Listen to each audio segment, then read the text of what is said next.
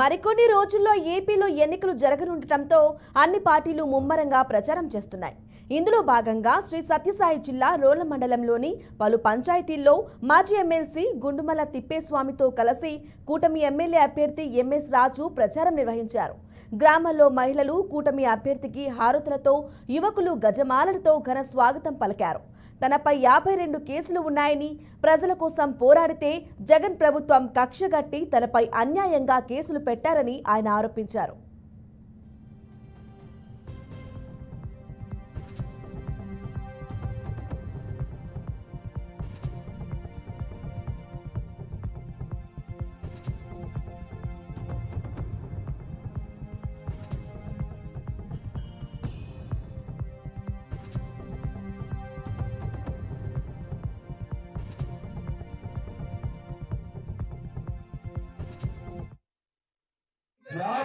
కేసులు కూడా ఎలాంటి కేసులు అంటే, ప్రియంలో ఒక అమ్మాయిని అత్యాచారం చేసి హత్య చేస్తే ఆ కుటుంబానికి న్యాయం చేయండి అని చెప్పి పోయి అడిగిన దానికి నా మీద కేసు.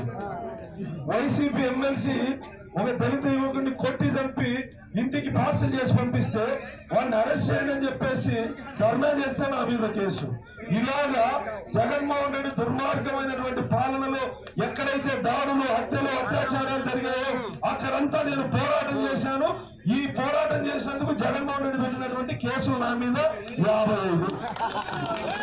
55 కేసులు కూడా ఎలాంటి కేసులు అంటే, ప్రియంలో ఒక అమ్మాయిని అత్యాచారం చేసి హత్య చేస్తే ఆ కుటుంబానికి న్యాయం చేయండి అని చెప్పి పోయి అడిగిన దానికి నా మీద కేసు.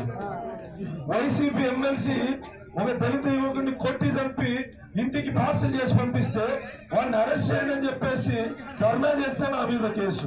ఇలాగా జగన్మోహన్ రెడ్డి దుర్మార్గమైనటువంటి పాలనలో ఎక్కడైతే దాడులు, హత్యలు, అత్యాచారాలు జరిగాయో అక్కడంతా నేను పోరాటం చేశాను. ఈ పోరాటం చేసినందుకు